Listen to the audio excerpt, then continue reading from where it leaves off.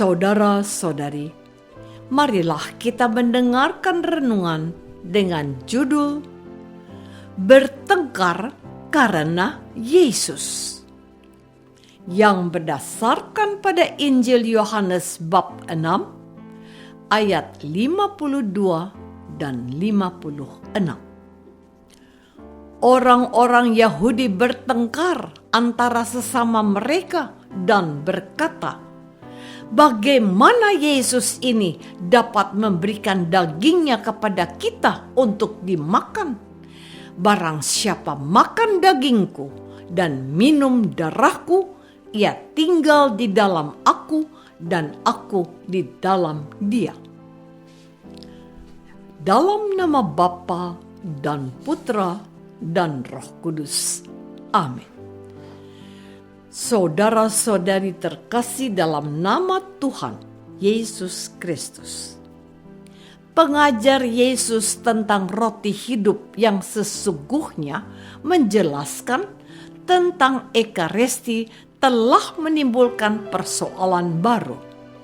Hal itu dapat kita baca dalam perikop Injil hari ini yang menceritakan bagaimana orang-orang Yahudi bertengkar antara sesama mereka dan berkata, bagaimana Yesus ini dapat memberikan dagingnya kepada kita untuk dimakan?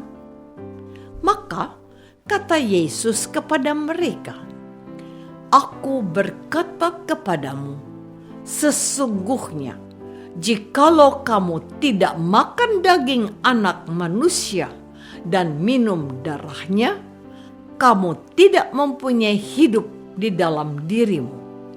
Barang siapa makan dagingku dan minum darahku, ia mempunyai hidup yang kekal, dan aku akan membangkitkan dia pada akhir zaman. Sebab dagingku adalah benar-benar makanan, dan darahku adalah benar-benar minuman.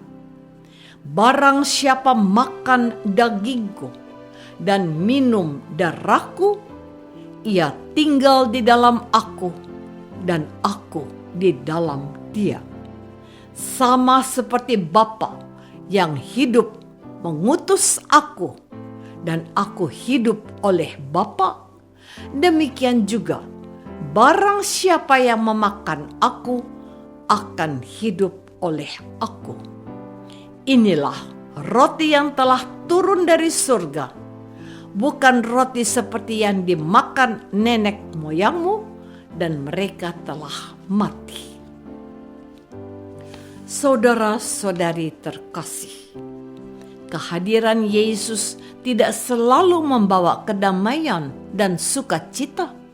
Memang, sebagian besar kisah Yesus dalam keempat Injil memperlihatkan bagaimana orang Israel pada zaman itu merindukan kehadiran tokoh agama yang tidak hanya menyampaikan pesan dari Allah, tetapi juga menghadirkan Allah dalam kehidupan yang nyata. Sebab pesan Allah sudah sering mereka dengar lewat para pemuka agama Yahudi seperti orang-orang Farisi dan ahli-ahli Taurat. Namun Allah yang mereka wartakan adalah Allah yang mengikat, bukan membebaskan.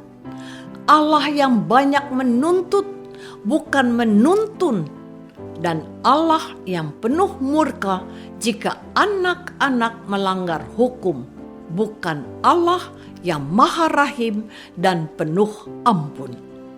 Sementara Tuhan Yesus menyampaikan pewartaan bahwa Allah itu maha rahim, maha pengampun, dan mau membebaskan umatnya yang terkukung karena dosa.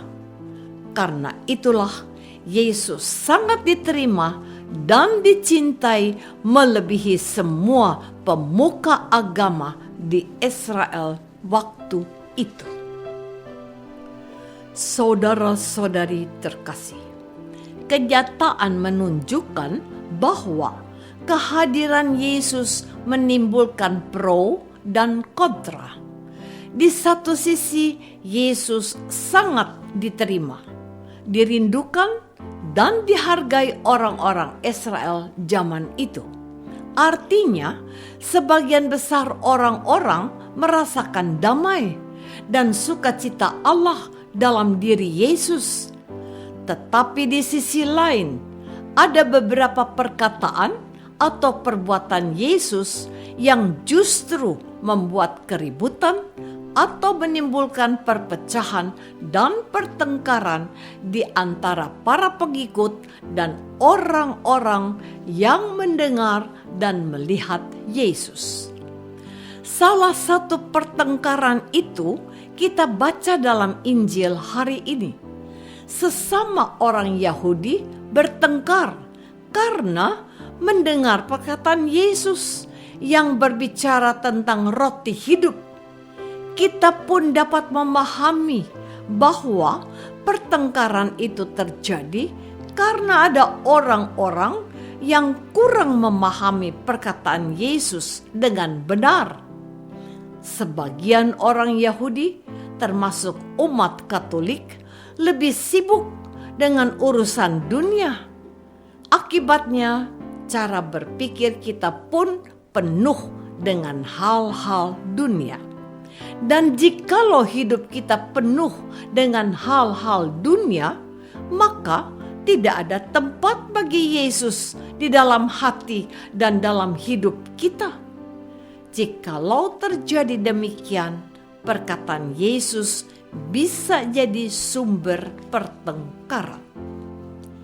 Saudara-saudari terkasih, dalam kehidupan sehari-hari, kita sering mengalami ketegangan yang bisa berujung kepada pertengkaran atau permusuhan karena sabda dan ajaran Yesus. Kalau keluarga atau lingkungan hidup kita berbeda agama, kita dengan mudah menjumpai pertengkaran, bahkan permusuhan, sampai ada anggota keluarga yang dikucilkan. Namun bukan berarti bahwa ajaran Yesus yang tidak baik. Ajaran Yesus 100% baik dan suci. Yang tidak baik adalah hati manusia yang penuh dosa. Hati manusia yang penuh dosa membuat manusia mudah bertengkar satu sama lain. Bahkan gara-gara sesuatu yang kecil, kita umat Kristiani bisa bertengkar. Misalnya, cara memencet odol atau pasta gigi. Yang satu memencet dari belakang, sementara yang lain memencet dari depan atau dari tengah. Artinya, jika sesuatu yang kecil saja seperti memencet pasta gigi sudah bisa menjadi sumber pertengkaran, apalagi sesuatu yang besar seperti ajaran dan sabda Yesus. Oleh karena itu, cara yang bisa kita lakukan adalah merendahkan diri di hadapan Yesus dan sesama. Sikap merendahkan diri mampu mengatasi pertengkaran. Apakah kita menyadari bahwa munculnya pertengkaran terkait sabda dan ajaran Yesus lebih disebabkan karena kita kurang rendah hati? Marilah kita berdoa. Tuhan Yesus Kristus, Engkau datang ke dunia membawa damai dan sukacita. Tetapi karena dosa dan kelemahan kami, sabdamu menjadi sumber pertengkaran di antara sesama kami. Bantulah kami dengan kuasa Roh Kudus-Mu, supaya kami menghindari pertengkaran dengan sikap rendah hati. Doa ini kami persembahkan dalam nama-Mu, Tuhan dan pengantara kami. Amin. Semoga kita semua selalu dinaungi dan dibimbing oleh berkat Allah yang Maha Kuasa, Bapa dan Putra dan Roh Kudus. Amin.